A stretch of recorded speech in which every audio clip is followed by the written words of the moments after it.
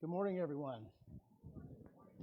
So it's kind of funny. I was thinking this morning about how I've been only been coming here since 2017, but I'm in here longer than most everybody in the building now, because it's been kind of a switch of people, and that's all right. So it's always kind of fascinating to hear why people are here, and you probably don't know why I'm here, but some of you may know that Doc was in the movies, and he did some things here and there. We actually met on a movie, did a movie together. Do you have that?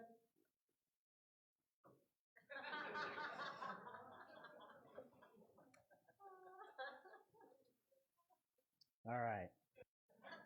So, and you also know I'm not from around here, right? You can tell clearly. So, one of the greatest spectacles in all of sport is when someone gets up to the batter's box and smashes a home run across the fence. And when I was a kid, I played a lot of baseball. And I had the dream of smashing one over the fence and taking that Kirk Gibson-esque like run around the bases, real slow trot, people chanting my name because I just won the game. Truth be told, I never hit a home run. I was too slow, not great at batting. And because I thought to be a good batter, you had to hit home runs, and I knew I wasn't a home run hitter, I would usually walk up into the batter's box already kind of defeated. And I didn't really want to try. I figured I was just going to strike out and let's just get this over with kind of thing. And sharing what I believed was no different, because I thought that I'd seen Billy Graham, all these crusades where there were these huge lines of people. So I thought that every conversation that I had with someone meant they must have a come to Jesus moment or come to church, or I had failed at my task, right? And in this passage, though, that we're going to study today, what we're going to see is people's journeys. They aren't instantaneous. They're not instantaneous, and it's not home run hitters that we need in this enterprise. It's people just to get in the batter's box and take a swing. So I started off using this analogy about a baseball here, and I was comparing that with evangelism. And in baseball, of course, the goal is to get runners around the bases and get them to score. And in evangelism, it's to get people saved. And now Jesus and his disciples, they didn't play baseball, but in this passage that we're going to study in John, they use another example. Jesus uses another example that they are familiar with, and he uses this a lot, and that's agriculture and farming. Now, before we dig into this passage, let me just kind of set the context. So this passage comes from John. This is right after Jesus has his encounter with the Samaritan woman at the well. And so what happens is he talks to the Samaritan woman. She runs off to her village and tells everyone, I've met this man who's told me everything about myself, right? And he's claiming to be the Messiah. So that's the context. So let's go ahead and turn to John 4:35, and we're going to read 45 to 39 today. And again, so in this passage, Jesus is talking to his disciples, and his disciples already think he's the Messiah. They just don't know what that means yet. So I'll go ahead and give you guys a couple minutes to get a moment to get that turn to. So it's kind of right in the middle of the paragraph on most Bibles.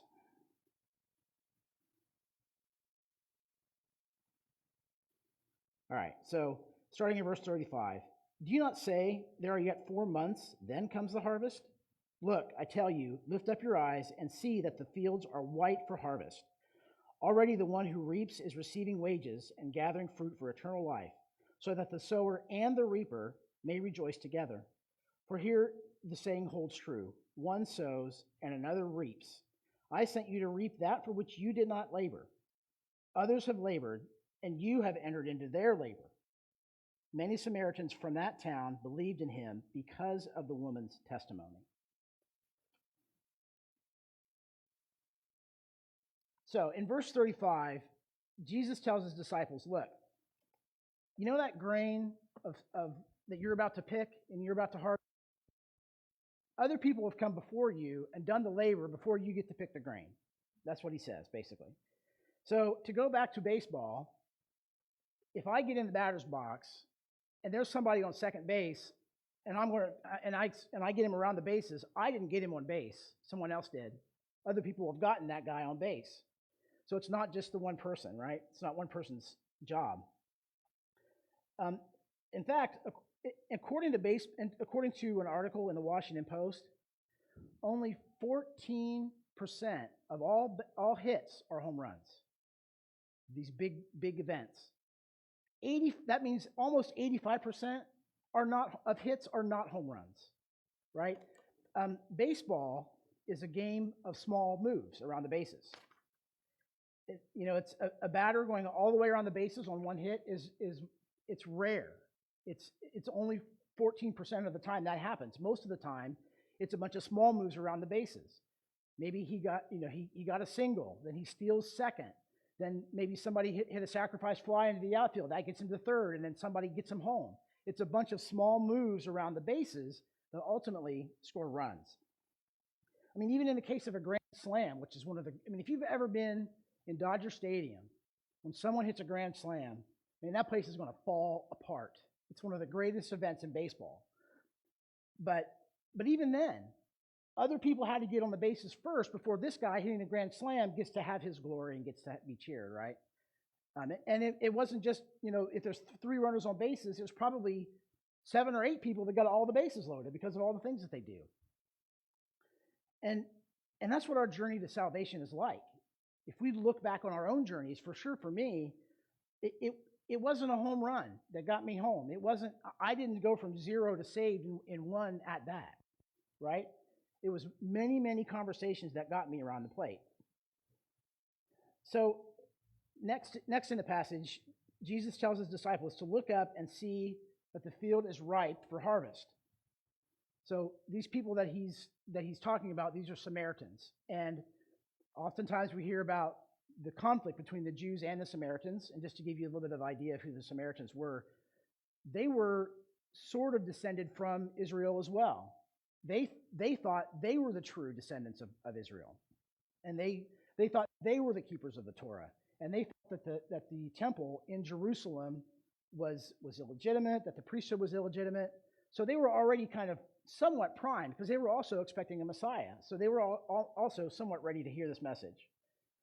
And so, because the Samaritan woman went to this crowd, when she got home, when she went back, they kind of already knew who the Messiah was, or they thought they knew who the Messiah was, but they knew this name, they knew this concept. They were ready to go out and hear what he had to say.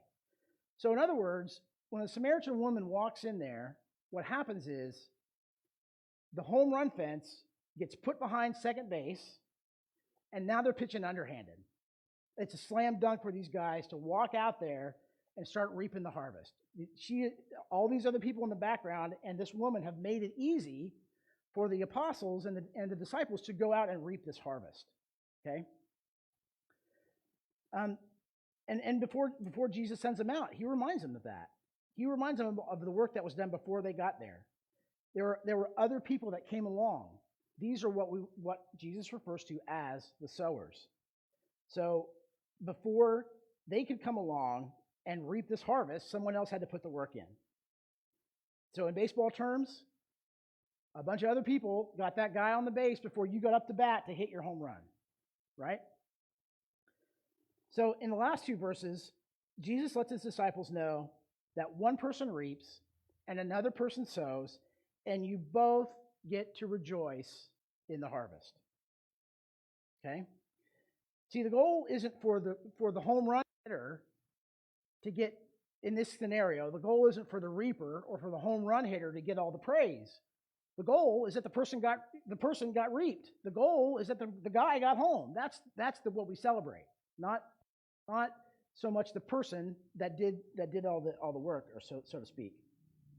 The object of the celebration is that this specific runner got home, not that you knocked him home. So so far I've been kind of talking about the reapers or the home run hitters. And now I want to talk to the rest of us, and that would be the sowers. These are people who don't like to get in the batter's box. And I would wager that that's a lot of us in this room. And that includes me, believe it or not. I am not a harvester. I'm not. I'm not the kind of person who has never gotten anyone to fall on their knees and say the sinner's prayer and accept Jesus. I've never done any of that. And I bet most of us haven't either. So, are any of you guys like me when you're reading through the scriptures and you've read the same thing maybe 2, 3, 4 times, and then you read a passage again, and then you have this like click, right?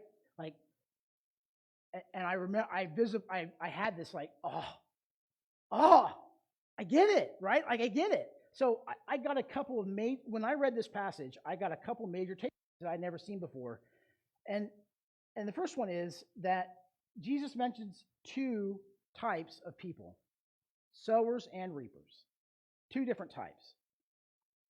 So because there are 2 different types of people involved in evangelism, that means it's not up to one person to get the job done, right? Whether or not, what I realized was that I'm not solely responsible for someone's salvation. It's not my job alone. In other words, when someone gets saved, it's not ultimately up to me. I'm not the only one that God is using to get the job done. And guess what happened when I made that realization? My battery state went from to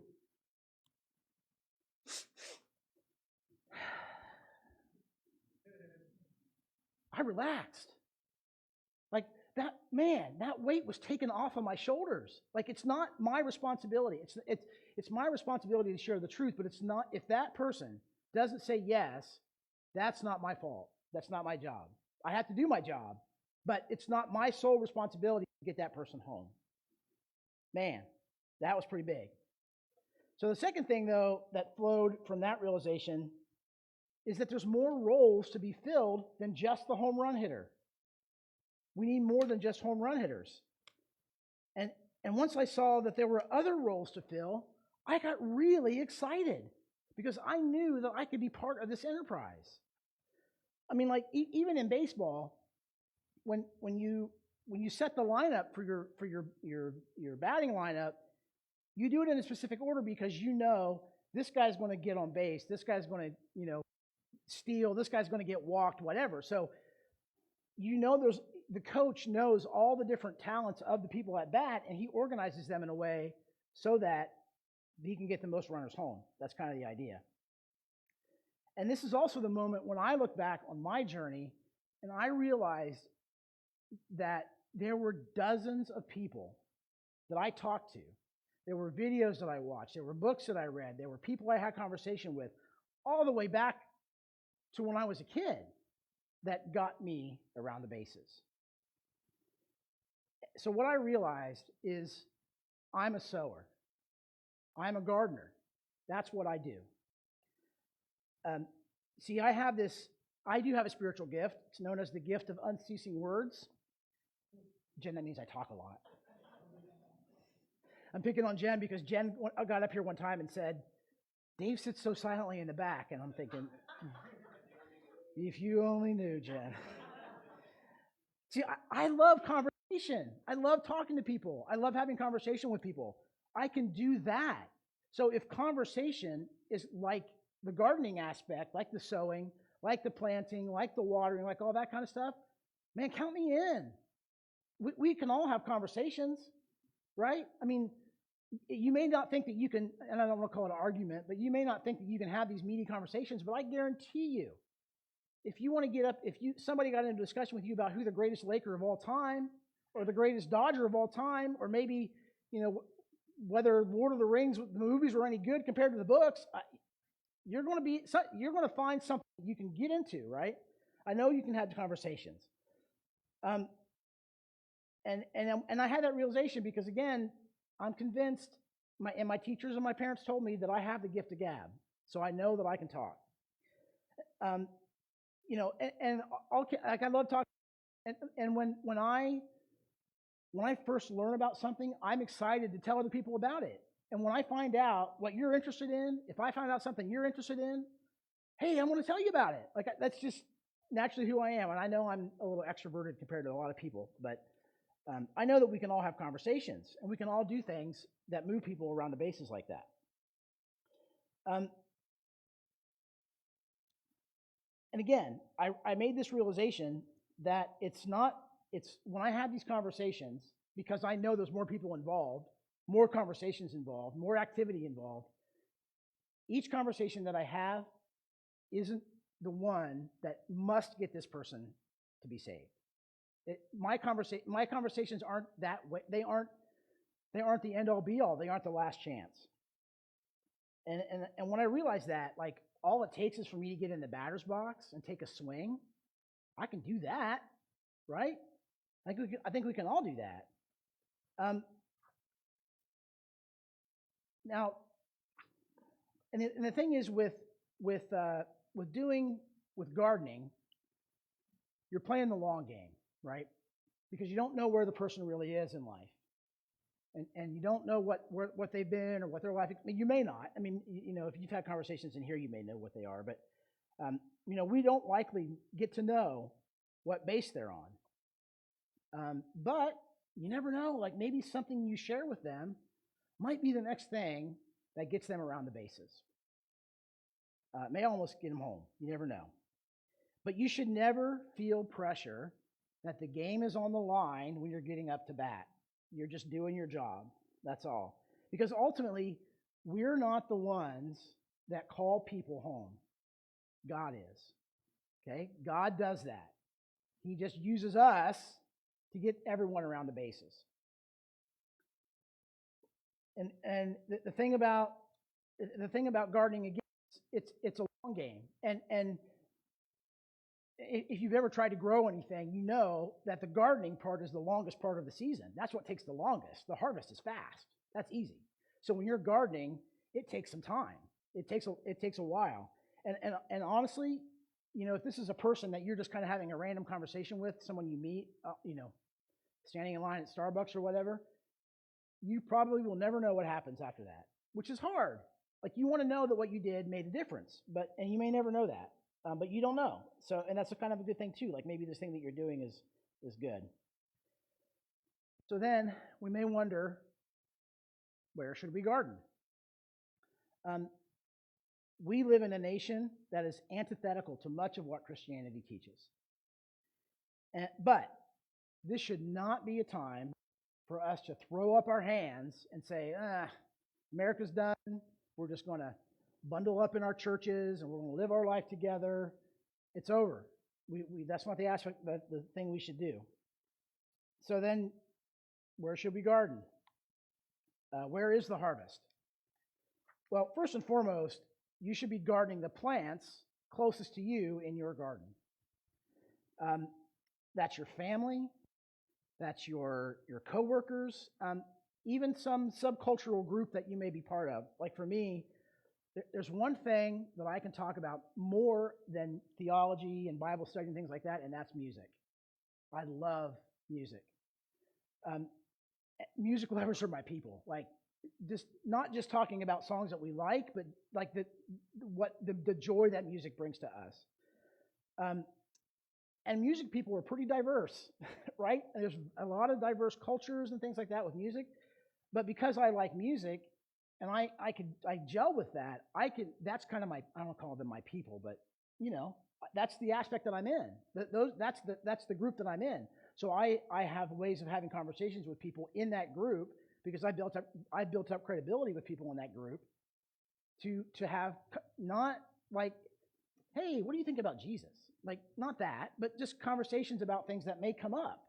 Like problems in the world or some other frustration that they're about. But because I know how the Christian worldview answers this question that they have, I'm able to maybe steer them a little bit further down the road.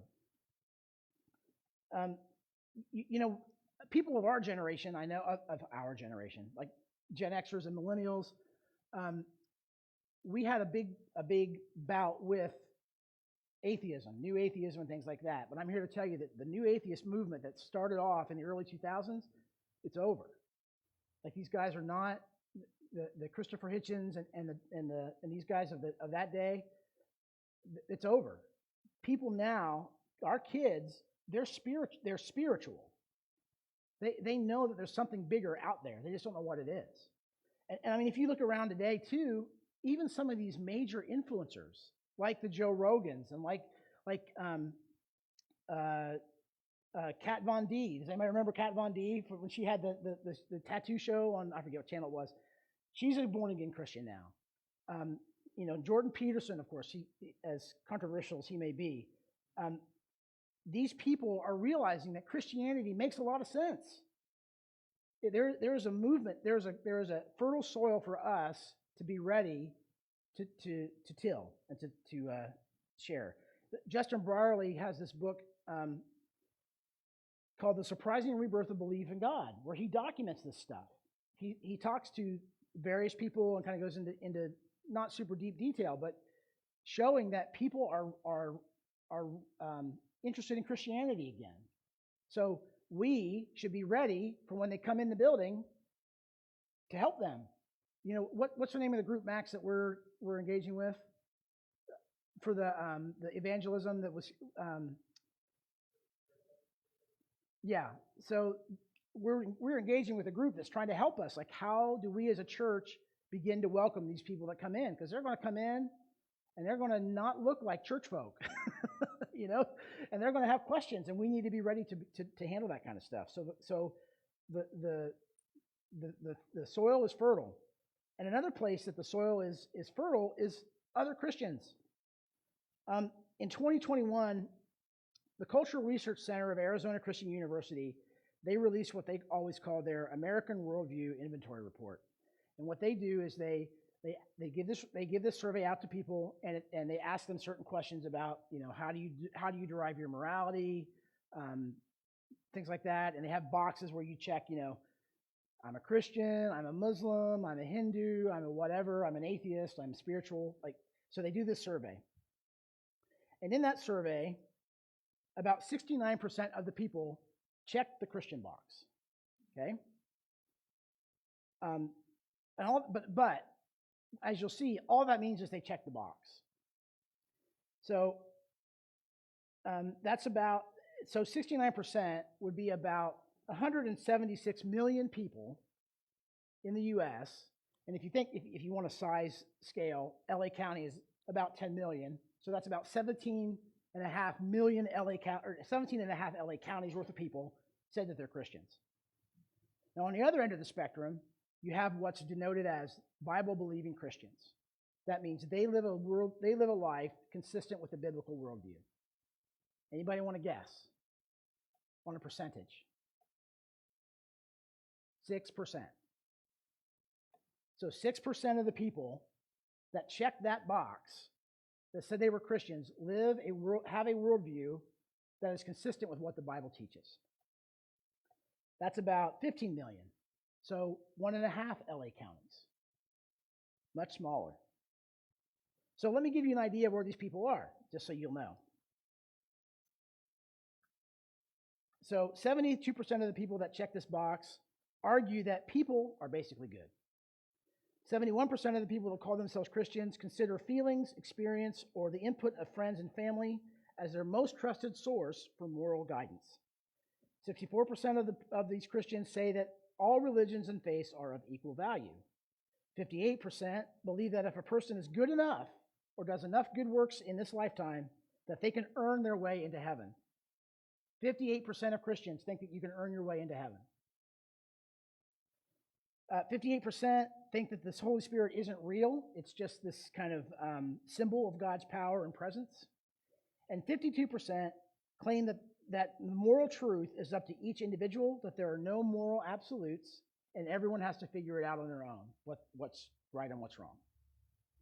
Now, notice in this survey, there's nothing about marriage. There's nothing about who should lead the church. There's nothing about baptism, how baptism should. These are like core Christian doctrines that the majority of Christians don't hold to. And that, my friends, is a massive field in need of gardening. It needs a lot of weeding. It needs a lot of tending and all those kind of things. In all honesty, most Christians are like the Samaritans. They're kind of close. They're almost there, but they need a little bit of work. They need to know who Jesus really is. I mean, think about that again. 176 million people. Can you imagine if we had 176 million people who lived a consistent biblical worldview? And then each one of them influenced one other person. And then each one of them influenced one other. I mean, that's a big garden, right? That's a big garden for us to get into. Imagine the changes that we could have. And I've witnessed this firsthand because I have a friend, a very close friend, back in Ohio. We grew up in the same church, and when I say we've literally known each other all our lives, I mean that without being hyperbolic, because we were babies together in the same church from like six weeks old. So I've literally known this guy all my life. We were in all the events. We went to all the church things. We were heavily involved in our church. And the same thing happened to both of us. We went off to college and bye-bye church.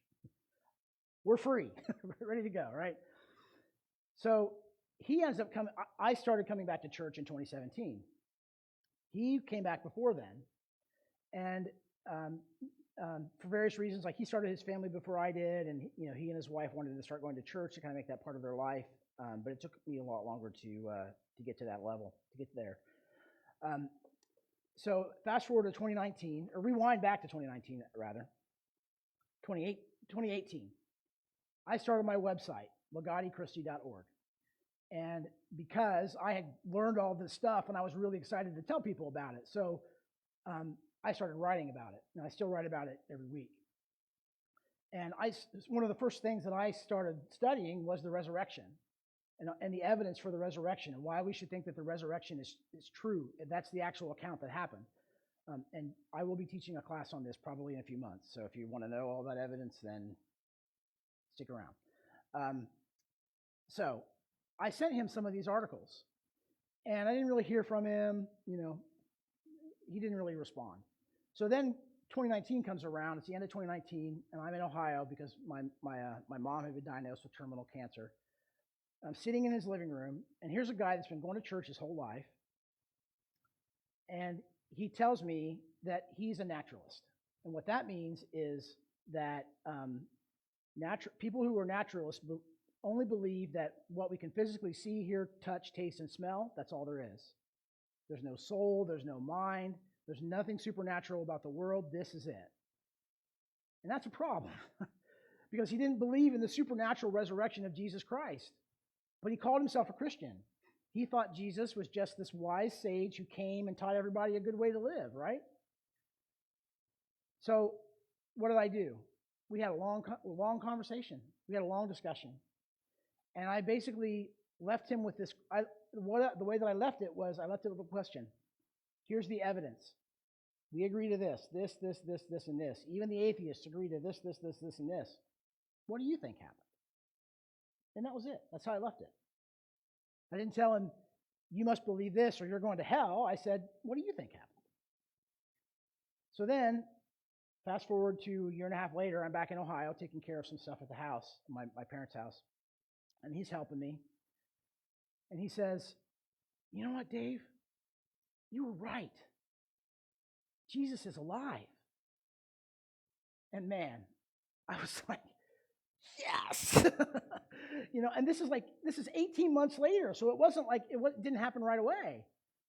And so then, I could still tell that he was still working some things out. But then I went back to their house last year because I was staying with them, still working in my parents' house. And at this now, 3 years later, he's prioritizing Bible study. Like he's like, I have to do this before I go to bed. Now he's reading the Bible every day. Now he's chewing on big theological topics every day. Now, when I ask him, he doesn't say, "Yep, Dave, it's all your job. You did it." No, other people did it. Pastors he engaged with, his wife, he says, is one of the biggest reasons. But I'm part of that team. I'm part of the team that batted him around the bases.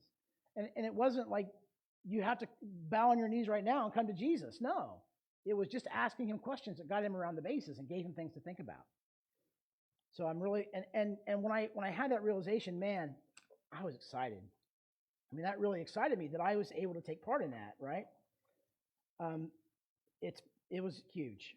I thank God for using me in that capacity. And I didn't look for glory. Like I didn't look for way to go, Dave. Like I didn't look for any of that kind of stuff. I was just excited that this guy made it around the bases. And it's funny too. Like every day for my website, I look at the statistics. I know how many people visited. I know what pages they read, and I know how long they were on there reading the pages. But I'll never know. Like I'll never know if something that I wrote, what that effect had on someone, unless they comment on it or something like that. But that's my hope, is that I put these things out there, and I just pray that God's using them in some capacity for people to move further around the bases. So what does gardening look like? First off, let people know you're a follower of Jesus. That's the first step. And I'm not saying be obnoxious about it or whatever, but just talk about it like it's a normal part of who you are. And I read my Bible in public. And yes, I'm reading my Bible because I want to read it, but I'm also hoping, I don't want people to go, oh, look at this pious guy, he's reading his Bible, but I hope that it's going to make someone ask a question. Like when I'm sitting at work and I have it out in front of me, yes, I'm not just sitting here like, oh, I hope somebody asks me a question. Oh, I didn't read anything. I'm reading it. But what I'm saying is I hope somebody asks me about it. So do these things out in public. Make it look normal, even though it's weird for other people. It's weird. Don't be obnoxious about it. But the second thing is, the second way that you garden is living out your faith. Like, live out what Jesus says to do. Live out these things that we believe. And when you do that, people are going to ask questions. Like if you live out your faith in such a way, do it in such a way that makes them ask questions. Like, man, you're different. Like, you don't do all that stuff that other people do. You're not like the Christians that I see on TV and in the movies. You're different. And then they'll ask questions. And then the second thing you got to do is get equipped. And Doc is a great teacher. I wouldn't be here if Doc wasn't a great teacher. But Doc's going to be the first one to tell you he can't tell you everything. Like, you're not going to get everything that you need to be equipped to do this in a 30-minute message. You need to put in the work. You need to do other things. And I'll get to that in a second. So you have to get equipped. You have to be ready to have those conversations when they come up. Now, so when I was younger, I felt a lot of pressure and weight on my shoulders to get people to follow Jesus. And I felt like if I didn't get that person at that moment then to church, then my conversation with them was a failure, and I was a failure. I realized early that I was not a closer or a home run hitter, so I didn't try. But once I realized that ultimately it isn't up to me alone that gets the people around the bases, that allowed me to relax. And I don't, because I'm relaxing, because I'm having conversations, I get it. Street preaching is awkward. Holding up a sign is awkward. Going door to door is awkward. Conversations don't have to be awkward. And I realized that. Conversations don't have to be awkward. And that allowed me to relax. My goal is just to when I have a conversation with someone, I have a very modest goal. It's just to give them something to think about. Greg Kokel calls it putting a stone in their shoe. Like, you ever get a little pebble in your shoe when you're walking around, and like you walk a little bit and you think, I'm going to ignore it, but ultimately you can't ignore it. It keeps bothering you, so you have to take your shoe off and deal with it, right? So my goal in every conversation is to put a stone in someone's shoe and give them something to think about. See, and with this mentality, I'm ready to get in the batter's box now. I'm ready to take a swing, because baseball is not a game of home runs. It's a game of base hits. So another reason that people don't want to get in the batter's box and talk about Jesus is because they lack confidence. And they don't think they have the ability to talk about such things. And that's where I come in. Because I realize confidence, and I don't want to stand up here and sound grand or anything, but confidence comes from knowledge. The more we know about something, just think about it. The more we know about something, the more confident we are to be able to discuss those things. So we have to build up our confidence and our knowledge. And doing those kind of things, that's my garden. That's what I do. That's where I have been put to work. So the tagline on my website is equipping ambassadors for Christ. It's not own the atheists. It's not, knock these people down. It's equipping ambassadors for Christ. So that's where I garden. I garden in places like this with my class to help ambassadors be able to be better equipped to be able to have these conversations. I guess now I'm more like a batting coach than anything else. So I want to leave you with this. Who are the plants that God has put in your garden? And what tools has God given you to tend those plants? How can you have conversations, not comment wars on Facegram or Instabook? Conversations with people to get them around the bases. How can you do that? And in the end, when we're all together, when we look around and we get to see the fullness of the harvest, what part will you have done in order to make that happen? Thank you.